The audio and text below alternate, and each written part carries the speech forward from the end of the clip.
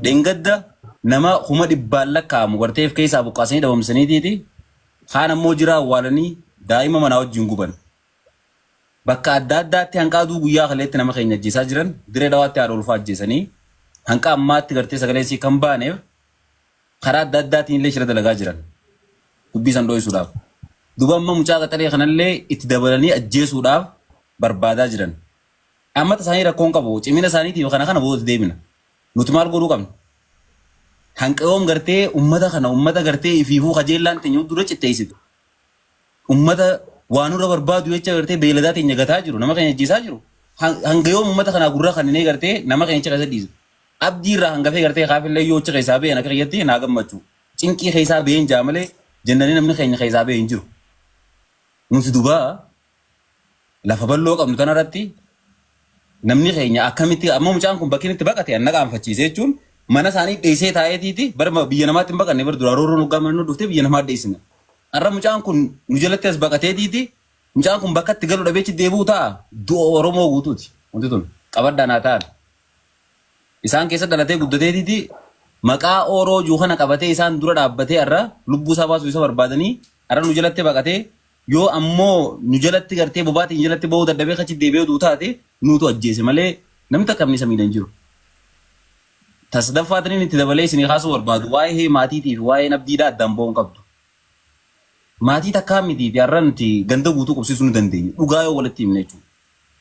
Iddoo bakkoota adda addaa gartee sirriitti impoortaantiin ta'in hundatti waa dhangalaasaa jira. Har'a ammoo tana ijaan gartee sirri keessa gallaallee investara guddaa danda'u qabna. Abdiin eenyu burqaa buusu jira sa burqaa faran qaloo eenyu buusu jira. Kanaatu fidee buta ka burqaa waliin deebisa. Assalaamu alaykum. Obboleessa keenya Dr. Kiyaar yaada keenya dhageessu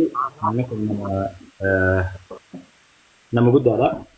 Dr. Kiyaar muftii Haji Ibrahim Fatifar teegistii nama keenya yes kushgura hundi keessa nama kana nama kana anillee yaada qaba kolmi gaafa jiru bakka rakkoo keenyaatiif bakka hawaasa keenyaa hedduu hin hafu nama akkasuma uummata keenyaa hedduu bakka dalaguutti jiru kanaaf bagana ganin dhufte irratti akka yaadannoo qooddatu isinillee hin barbaadu. Duuba nama buustu dhabdeere namaaliif na buustan maan seenee nama biraa dubbate maan buustu. Rakkoon qabu burqaatte dhiyeessi deebisna dhiyeessi. Oggusati na buusee bara oggusati waay. Habibi rakkoon qabu burqaa dhiyeessi. Inna hubataa Natti himtee na buusuu qabda dura nuti wal kabajuu qaba. Okay hayyee itti fifaa isin. Hayyee nuti godhannoo sorry dhiifama si gaafannatti tee murti. Kaniifin ol galchee yaada isaallee irraa fuudhu. Dr. Kiyaar dhiyaadhu dhiyeessa argaa asumatti nu garaa birraa. Dr. Kiyaar raay. Welcome doctor.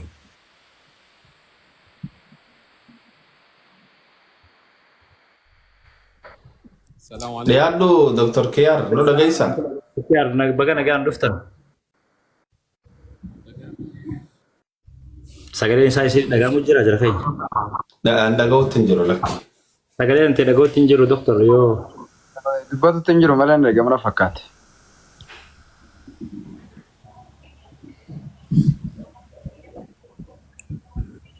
Dr. Kiyaar yoo dhaga'u jiraattee sagaleen ta'e dhagahamaa jirtu gabbuutee ol deebitallee bareeda yoo waan akka bilutusiif kana raaqabaatti illee yeroodhaaf yoo jirte bareeda. Abdii nama foloo nuu deebise siin jiru hunda foloo deebisiif okkee. Assalamu alaikum. Me kamittiin bismillah yaa amma asuma irratti kan abdii irratti hin gattu qaaree adda. Abduu mana gattu kee. Mee waan tokko nurraa gammachiisi mana kana nuusaa qee obboleessa kee. Dr. Kiyaaris waan irraa Koinilleedha me taate ayyaa abshira. Guys, tattaab hin dhiisinaa guys. Namoota asirra jira kana hunda isaanii follow godhan. Dr. Kiyaar hunda warra yaammannee gaafa rakkootis gaafa bal'aa beekaa. Dr. Kiyaar nu dhagaya. Ni dhagaya abshirri haala mijeeffatu jira faataa. Dr. Kiyaar tole hayyee. Akkasi daawwattootaa fi hordoftoota keenya ammallee sheerii isinirraa barbaanna. Sheer godhaa waliin gayaa oofaa viidiyoo tana. Oofaa namu koppiliinkis waan wooma godhuu dandeessan hunda godhaa. Hanga Kiyaariif tolu guutamee waan ja'a asirratti. Tole burqaa deemaa. Asirra wali qabamuu keessaniif galatooma ulfaadha. Ijoolleen sadeen tuni fakkeenyaa fi mucaa ijoolleen lameen tuni as keessatti agartan kuni Murtii murtii hin qotu sagalee. muddaraaf gaari. Ijoolleen sadeen isin as keessatti argitan kuni fakkeenyaaf Hamzaa fi Abdii fi wani mucaan kun kan jalaa kun. Isaan kuni nama afaan Somaalee beekuutu bakka isaan dhaabbatanii fi bakka isaan jiran beeka. Nama afaan Somaalee beekuu fi nama afaan Somaalee beekuuf gala toomii ulfaadhu bileessoo. Nama afaan Somaalee dhageeffatuu fi nama garee Somaaleetii fi tiiktookara Somaalee, yuutuubaroota Somaalee akkasuma feesbuukaalee warra hojjetan nama dhageeffatuuf galaa jechuu hojiin isaanii. Hujii Sheekh Hamzaan dhiyoo tana gabbahee godhee hangam takka akka Somaaleen sodaattee fi hangam takka akka irraa boochee fi hangam takka akka irraa wanna irra dalaydee fi hangam takka irraa gurguddaan isaanii beekotiin isaanii hanga irraa gabbahanii iyyanii gurra namaa hunda seene nama afaan Somaalee beekuutiif gala. Lola xayyaaraa caalaa lola kan hammaateetutu jecha Ustaaz Hamzaa maxxanserratti qabate Somaalee. Oromoon akkana jechuu dandeessu hangana geessu ni jirti jaanii wal gaafachaa turan. Oromoon akkana jechuu dandeessu ni jirti. Kuni dhiiroo eessa guddate keenyamoo hanga jaan takka. Eessaa dhufe akkana hanga jaan takka hangayan. So maaltiitu akkas godhe jecha isaa qofa sheer godhanii osoo hin ta'in hiikatti kannaa irraa haasawaa itti waan kana jechoota irraa hiikaati maxxansan jechuu fi maxxansanii duwit godhaa turan namoonni isaanii gurguddaa oguu isin hin jennu beekaa namoota miliyoona 5 miliyoona 6 miliyoona 10 qabu irraa haasawaa ture. Ammas namoota mootummaa keessatti dhageettii gurguddaa qaban akkasumas siyaasaalee Ogaadeenii fi Soomaaliyaa gadii keessatti gurguddoota qabaniitu irraa booyaa ture. Sanii fi Soomaalilaandi bakki isin itti nu ooftan kuni hallayyaadhaaf irraa agarre nuti Oromoo cinaa dhaabbanna malee nu jaanii wanni gabbaaneef irraa labsaniif. Oromoon nu diruuf deemtanii kunoo waraab leenca afaan nu keessanii jirtanii ellaan nu liqimsiisuu deemtan malee teessaniif harka keenyaan ibidda qabachuuf deemtan malee ellaa dantaa teenyaa miti dantaa teessan as keessa nuuf oofachuu jirtan warreen siyaasaa Ogaadeniitiif akkasumatti warreen Soomaalilaandi biyya akkan ta'an yookaan xiqqeessuuf aduu jedhanii irratti haasawaa turan. Jechoota inni afaan Oromootiin jiru cinaa tokkos sagaloota biroo bira fakkaayaa haasawoota biroo biratti hidhaati irratti dalagaa jira jechuudha. So saniif wanni amma godhamaa jiru wanni amma ijoolleen teenyatuuni sochiin isii godhaa jirtu sochii jajjabaattuudha jechuudha. Somaalee maaliin isin moote beektanii? Somaalee wanni isin mooteen ani akka gaariitiin beekaa jechuudha. Nama isaan kan isaan ture siyaasa isaaniitii fi akkaataa isaaniitii fi hawaasummaa isaaniitii fi gosummaa isaaniitis ni beeka. Maali wanna isaaniitis ni cufa isaaniitu naaf gala jechuudha. Akka gaariitiin beeka. Maali wanni isin mooteen Somaaleen maallaqa isinirra qabaatteetii miti. Maali isinirra qabdiree arjummaa. Bas takkitti tana qofa qabdi. Wal jaalatti lakkii waliin feetu gaafa waa bu'an ammoo shilinkii dhibba kana hoggaan baasiniin du'aa osoo hin jennu dhibba kana baaseetiin rabbii guddaan naa kanna borus niin harkadhaa qofa qabdi Somaaleen isin caala. Rabbi sodaa biroon qabdu haraamirraa ifin eegdu haqa waliin eeggattu daangaa waliin eeggattu obbolummaan isaanii hin jiru sharafa walii eeggatuun hin jiru siyaasa keessatti kursii tafii malee namaarra kaachuun hin jiru. Obboleessanii ajjeefte waan irraa harkachuu irratti wantooti dila tokko waan rabbiin hin feene dilaa godhanii garuu immoo maaliin Somaaleen jajjabaattee bakka tana geesse yoo jette shilinkii 50 qabu ka amma laaqanaan nyaachuu deeman obboleessa kee tokkoon akkana goona gaafa janiin sanuu dukaana bannaaf dukaan qishaa tokko bannaaf gurbaan kun dukaana namaa gurguraachiin miidhamee jennaanis fakkeenyaaf sila anaa laaqana waan hin nyaadhu hin qabne dukaana namaa banaa jennaan marti lakkii laaqanni kiyya kun narraa haafu inni boru laaqana naa bita jeetuma 50 sanchi keessatti darba jechuudha. Laaqana kiyya kana arra dhiisee boru isaa 50 kana laaqana naa bitaa jeetuma achi keessatti darbee biraa deema. Amma silaa nu taate inni garaasa quufeeti ifiif dukaana banachuu deema. Anammoo akkamittiin maallaqaan laaqana kaniin hin nyaatiin agabuun jiru kan akkamittiin 50 kanatti kannaa lakkii 50 kee laaqanni kee irraan duutu karaatanii eeggatta yeroo raatanii harkatta. Ammoo kawaliin dhufee fi dukaana baneef kun obboleessaa kabiroo lama dukaana biroos dukaana saniif dalayduu godhaaf akkasuma nama biroo kawalit dhufee kabiroo kawalit dhufee kawalitti dukkaana lama sadii kawalit dhufee dukkaana biroo bana jechuudha. Beeltii arras qabdi kun borus beela biroo isaatu baasa jechuudha. Nama Oromoo katoora samboo maaliif qabeenya isaati qabeenya keetiif dukkaana kana keessa jira. Walumaa galatti ijoolleen teenya qabsoo ajaa'iba irra jirti. Obbolee nama keessan ka dubbee isin godhate immoo waan dandeenyuun waan qabnuun wal bira dhaabbanna. Atis abdii baga rabbiin jalaa si baase humaatis isin godhanii waan cufaanuu si bira jirraa jechuudha. Oromoon abbootii qabeenyaa dila qabdi. Kishninis beela nun qabu.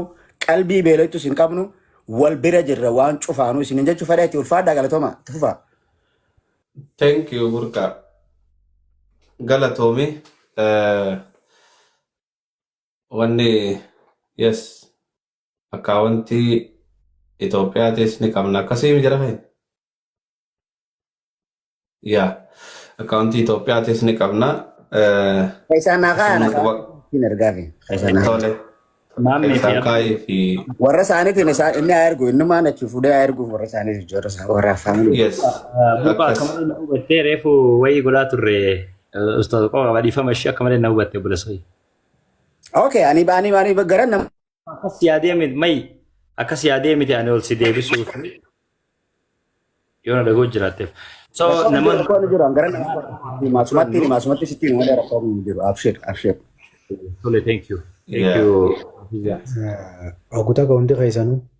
Abdii gabbuusa hojii maammee jechuufi maammee abdii hojii jira waan ta'eef gabbuusa nama Maammee isin wajjin jirtanii bakka banaa takka dhiifachuu qabna Habiibana akkas nu godha. Maallaqa irraa fudhataa deemna obboleessa kiyya nama amma kaashii akkaawuntii nu godhachuu barbaanna akkasin nu hubadhaadha. Thank you Yusuf hedduu galatoome wallahi. Kuma kudha sadii nu kan obboleessi keenya giiftiin tuni gaabitan waan jabduudha. Nama dura gartee akka obboleessi keenya achirraa bahullee mala dhawe keessaa tokko haa galatoomu Yusuf yuu jechuu yuu nasi gartanii amma illee galatoomu yuu keenya ulfaadhu. Akka yaanne ammallee bakka akka yaanne numa geenya inshaallah. Jamadna hordoftoonni gartee peejii guutuuti. Invite goonee jirraa. Mee isa jira Dr. Reenyu ettee. Ni dhufanii qoy. Bilbila mina rakkiseetiin bilbila kaaniin seenu deemaa achirratti loogiin godhadhee jedhanii jiranii.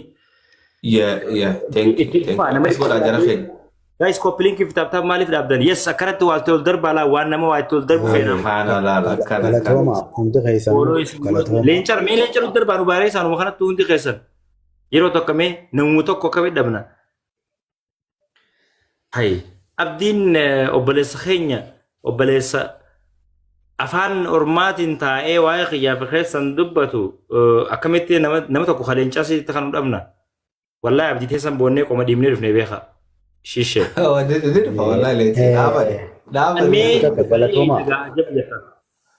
Wanni takka wanni asirratti hubachuu qabdan abdii hangaan sirritti beekutti isa qofa osoo hin taane hiriyoota isaatis hedduun beeka. Namoota biraatis warra achi keessatti jiran hedduun beeka. Wanni amma nuti godhaa jirru gargaarsaa miti. Tana hubachuu qabdanii. Wanni nuti uummata gaafachaa jirrus gargaarsaa miti. Abdii osoo afaan Somaalee sirritti bareechee isaan caalaa beeku warri Oromummaas qabu kanummaan akkasaa meeqa osoo makuma Oromoo kanaaf Oromummaa tanaas kaatii achi keessa jiraachaa jiru isaan caalaa achi keessa jiraachuu osoo danda'u sandidee waan nu jecha miidhamee maatii isaa ilmaan isaatiif warra isaatirraa fagaate jecha nuti siif jirraa jechuu keenya malee gargaarsaa miti. Thank you. Wallahi chadira. Kanaafuu hanga danda'ametti gargaaruu osoo hin taane siif jirra ja'aati inni nu jecha achi deeme nuti immoo isa bira jiraachuu itti garsiisuu qabna. Kanaafuu akkuma reefu Hamzaan jee ilma dhiiraa wanni fidee fuula namaa dura dhaabu waan laafaa miti. Kanaafuu abdii kiyya waan kanaatis akka gargaarsaatti ilaalanii Oromoon siif jirraa siin jechuu jirti warra achi keessa wajjin turre. Hogguu wal agarre akkana nyaara walii dhaamsinee afaan Oromoon dubbatii waliin jechuu turre san. Kaarrallee Oromummaa kaadii achi keessa jiru san. So Kanaafuu dubbattee iyyitee uummata keetiif sagalee ta'uun sinqaanyeessine si sinqaanyeessitu gara fuulduraatti illee uummanni kun siif jira atis kana caalaa uummata keetiif wanni jechuu qabda. Kanaafuu hanga danda'ametti abdii gargaaruu jirra osoo hin taane abdii keenya siif jirra siin jechuudhaaf hawaasni keenya asii wal qabamu jira. Ulfaadhaa galatoomaa nama tuffatuutu nama gadiitu nama tuffata. Waan biyya san keessatti namni keenya ta'e masgiidatti sheenii qutbaarra dhaabbatee waa'ee keenya balaaleeffata. Bakka deemamu bakka oolamu hundatti eenyummaa keenyaa fi maalummaa keenyaatti qeeffamaa deema. Ijoolleen teenya Oromoo bujaaniin boojji. Kuni waan laayyoo miti. Warra kana sodaa fi kana qaanfachuurraa guutumatti Oromummaa kaadee caljee isaan ta'ee isaan ta'uu filatee isaan keessa jiru kumaatama beekna. Warra nu caalaa beekumsa qabu, nu caalaa bareedina qabu, nu caalaa humna qabu. Garuu aayidoolojii isaaniitiin gabroonfame, sammuu isaaniitiin gabroonfame. Sammuu isaanii haasawaa fi wantoota yeroo adda addaatti xiqqeenya isaaniirraa ka'ee irratti haasa'amuutu akka isaan sabummaa kana kaadan godhe. Kanaafuu namni akka abdii kun isaan keessaa bahee Oromoof dubbatee Oromoo jecha ari'amee har'a yoo nuti bira dhaabbachuu dhabne jara kalee roorroo fi waan itti haasawame jecha nu kaadee deeme san akka daran nurraa fagaatan gooti. Kanaafuu hanga danda'ametti abdiin siif jirra jechuun keenya kabiraa ka Orma jala galallee yaamuu waan ta'e jecha. Oromummaa fi kabajuun amma boodallee akka jabaatee eenyummaa fi bakka deemee ittiin boonu gartee godhuudha waan biraati miti beeka. Kanaafuu abdii keenya siif jirra jechuudhaa fi. Arguu jira wallaahi. Mee itti fufa. Push godha please. Hundi keessan push godha maal taatanii jara keenya teessan lolli koppiliin godhutti jirtan taaptaap godhutti jirtan waan haasoo jirru immoo dhaga'uu jirtan mana kana fuula abdii jiru kana gatti baati waa itti hundi keessan.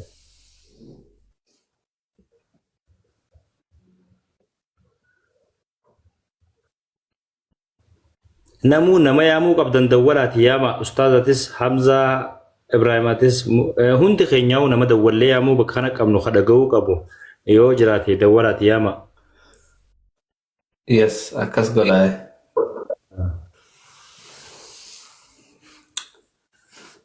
Mee hajabu nagalchaa hottorse ne hajabu hottorse.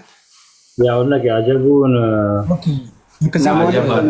Wannene namni keenya wannan beeku walii wannan baranne walii. Salaamu alaikum Shamsa. Waalaikum salaam warahmatullahi. Waalaikum salaam warahmatullahi wabarakatuh. Akkam fayyaadha alhamdulillah hundi keessanuu. Akka gaarii alhamdulillah. Waan jiru bira jirra inshallah bira dhaabbanna. Akkaawuntii kaya inshallah waan jiru in gargaara wallahi bira dhaabbana nama keenya yoo nuti bira dhaabbatin namni bira nu dhaabbatu hin jiru. Nama keenya yoo nuti jabeeffatin namni nu jabeessu hin jiru. Bira dhaabbanna wallahi. Yoo qaamallee ta'e isin argee waan barbaachisu isinitti kenna. Waa tokko rakkoon hin jiru isiniin jedha wallahi. Thank you. Galatoo bileencha fi galfadhu wallahi. Na beeytan garuu an Kamaali. Shamsa. Hai Kamal Kemil mo. Kamal Abba Hamid. Hai. Abo Kamal jirta. Jira wallahi alhamdulillah. Bada ya nama gaarii jirta odees. Akkasi wallahi inshallah bira dhaabanna boo nama keenya nuti jabeeffata wallahi nu jabeessaa. Wallahi baay'ee hordofa. Baay'ee garana nyaate wallahi. Maatii isallee inshallah numatu achi keessaa baasa. Yes. Walumaan wal qarqaarree yookaan WhatsApp iyyuu hiinee garee hiinenu hin baafna boo nama keenya numatu jabeeffata nama ofii. Yoo namni nu laaffifne namni keenya hin laafaa yoo nuti jabeessin immoo namni keenya nuu jabaata. Yes. Wallahi bira nu dhaabbadha abshir hamileedhaan ol kaanee waan inni barbaachisu hin goonaaf. Ulfaadhu wallahi. Ulfaadhu leencoo hin wallahi. Akkasi jabaadhaa hin laafinaati waan qabnu yoo nuti nama keenya jabeessine nun tuffatan. Yes. Nuti immoo nama keenya bira dhaabbachuun dirqama nuuf sumunii qabnurraa. Yes. Kana ta'e. akkasii of duubatti hin deebinaadhaan nama hundaanuu akkasitti wal jajjabeessati inshaallah. Ana garuma jechuu fi taani wal argina inshaallah isin bira jira waa hundaanuu anis. Tole ani yeroodhaaf gandan jiru bakka biraan deemee jira inshallah. Akkaawwantumaan gama keessaatiin si erga Kamaal. Bakka akkaawuntii na ergaa rakkoon hin jiru inshaallah. Tole Habibana tole. Akkasii bakka hayyee nama biraa bakka kiyya nama biraa galchaati akkasitti jabaadhaa inshaallah. Thank you ulfaadhu Kamaal kiyya. Anilleen sinirraa hin gabbaa wanna godha nama bakka tiyya kana galfadhaa akkaawuntii keessaan na ergaa inshaallah maallaqa hin ergaa. Wan akkas godha jara keenya kana namni keenya akka wal gargaaruu danda'uuf nama dubbatu jira. Ana dubbatu jira akkaawuntii as jalatu isin maxxansuu dandeenya. Screenshot godhachuu dandeessan warri barbaadanis keessaan amma namni baay'eedha waan ta'eef hedduu kaasjala barreeffamu kanaa dhaabuu qoy kanaati gama komintii jala laala maamee jookar kajoo kana kaa kun odila abdii Mustafaa kajoo kana kun ofana screenshot godhachuu Mustafa Ahmad kajoo kana screenshot godhachuu bilbilas nama gaafatan garuu bilbilas isiniif keenya Ana si erga burqaa keessaan abshir. Okay, hayyee galatoma. Maal seetanii wanni isin dalaydanii wanni isin irra dalaydan laali wanni kun waan babbareedaa waan gurguddaadha wanni isin irra dalaydan ammoo namni laafaanis jabaanis cufti akka irra waan akkanaa wiliif amala godhatee irratti hirmaachuu danda'uuf saantiimaan qarshiidhaan doolaara takkaan jechuu doolaara 10 akka namni cufti irratti hirmaachuu danda'uuf karaa laafisuu qabdan jechuu karaa appiliin haa ta'u karaa zeeliin haa ta'u kaashaapiin haa ta'u akkaawuntii fi wantoota adda addaatiin namni gaafa doolaara takka kanne doolaaluma takka yoo kannete 10 yoo kannete 5 yoo kannete 50 qabus kanne 100 qabu kanne 200 qabus kanne 100 qabus kaanii 10 kanne osoo hin ta'in 100 yoo kanne bishaan wissaa akkuma galaanaaf humna jaansan gartee walitti ugguu iidame waa ta'a jechuudha. Amma fakkeenyaaf namni fakkeenyaaf waan gaarii takka namarraa kooppii godhatta waan bareedduu ati beektu akka immoo nama barsiisaa deemta namaaf kooppii nama barsiisaa deemta maaliif su'aaba waan ta'eef. Namoonni nu cinaa yoo ilaaltan namoonni hundinuu wanni nu dabaree waan akkasiiti.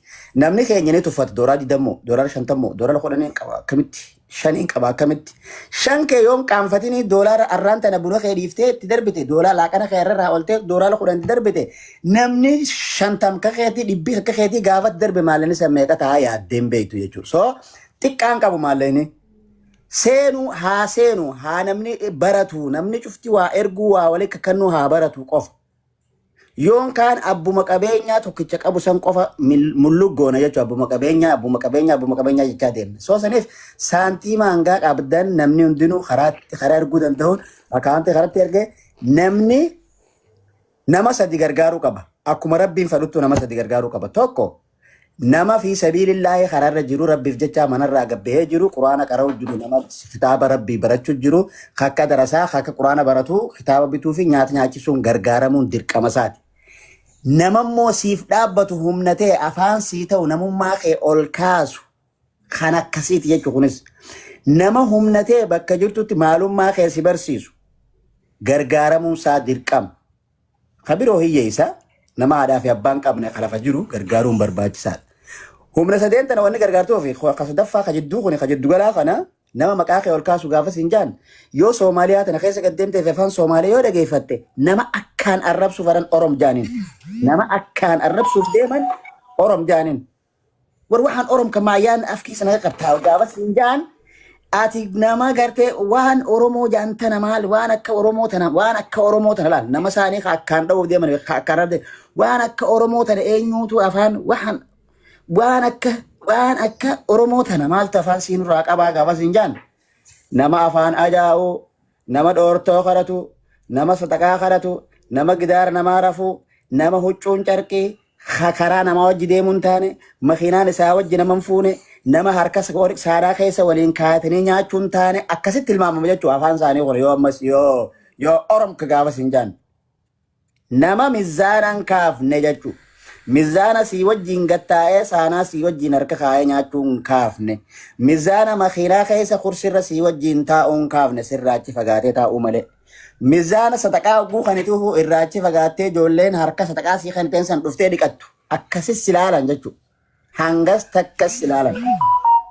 Waxaan Oromoo kan gaafas hin jaan waxaan isaa yoo bar waliin gatteesse yoo waliin waa hojjette irra caaltu humnaan irra caaltu dalagaan irra caaltu sammuudhaan irra caaltu kana akkasitti qushaasha gadii si godhee si ilaalaa jechuudha. Waay maaliif beektaniin? Namni keenya akka achi keessa jiru if ibsuun beeku. If ibsuu maalummaa isaa ibsuun beeku afaan isaanii sirri beekee ambar nama kanaati nama siyaasaa keessatti kanaati nama gandi keenya kanaati ooruun teenya waan akkasii ilaalti qabeenyi keenya kanaati arraan tana wanniin asit dhufee siif goda qotuuf qushaasha sirraa haruuf udaan kee kana wanniin guuruuf bar maallaqaan angandaa fudhadhee jibicha gurguradhee dhufe keellarra narraa fudhateeti obboleessi kee an asii sadaqachuu jiraa akkaaniin hee bahar karaan koree achi dabru akkuma ati yaman keessa deemtee karattutti yejjee ibsuun beeku jechuudha namni keenya. Af maaltu kas godhu dhorka afaan Soomaleen beeku hin danda'u afaan hin beeku. Na arrabsu jiranis numa qof laafirraa amma deengatti dhagee laaltan fiidiyoo san irratti osoo namni waan kaan gaafatu waan kaan haasa'a osoo inni waan kaan deebisuu fi waan kaaniif dha'an jechuudha.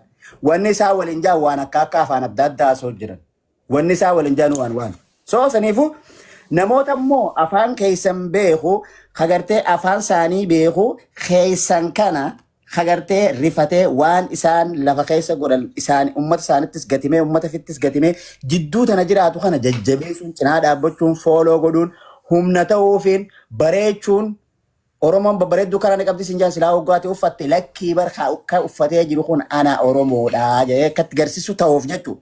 Afaanis waan beekuuf firraayis ibsuu waan beekuuf bira dhaabbadha. Qabeenya waan akkanatti gaafaati baafte rabbiin hiisha kee deddeebisee sii guute jechuudha. Hogguta akka dhabne si bira hin jiru. Beelaan waliin harkitu. Miskiinummaa fi addaan fagoodhaan jaa ulfaadhaa galatoomaa. Carraa isinirraa fudhadhe. Thank you.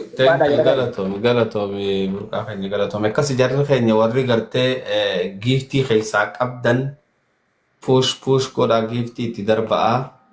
Haga ammaa nama tokko qofaa push nu godhee mee nama 500 as teessanii. Haga ammaa nama tokkootu push nu Ilirraa godhee. eegalee maaliif?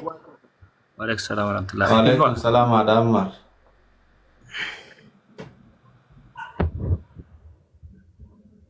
Waalaikum salaam.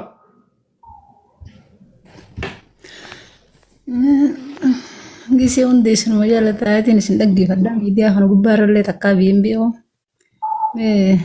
Birrii namni qabdan birrumaan gooma qabnurraa gargaara gaa'ii xiqqoo jettaniin tuffaatina. Lakki wanni sanamaaf bareedaa Namni Itoophiyaa jiru as jala nuu keessan. Woomaan ammarra darbuuf wooma xiqqoo takka bakka hangumaan qaburraa. ulfaadhu wallahi ulfaadhu yaa michoota. Hangumaan qaburraa gaangumaa wooma mashruufa xiyyaatiirraanis tanuma Oromoo tanaan nu qoqqoobe. Galatoomi obboleettii teenya mee abdii maammeedhaan birrii san asirra haa jimmee tadheen gadda dhiyoo san haala mijeesse isheen. Haala mijeesse galatoomi haadha ammaar ulfaadhu. Akkasii jara keenya warri giiftii qabdan giiftiin push nu godhaa warri immoo gartee wanni hin darbuu dandeessa waan darbitanii nu darbaa ulfaadha. Maal jettee bu'ee?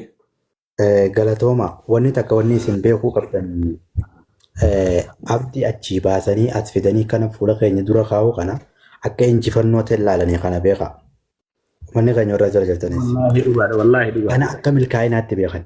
Garuu inni dhufee isaan achi isa baasanii kan akka injifannootti ilaalanii nu dura kaayanii har'a bicaa kana akkanatti yoo asirraa gabbuufnee asii deemnu taate injifannoon isaa yaadan san dhugumaan milkooytiif. Ummanni ummata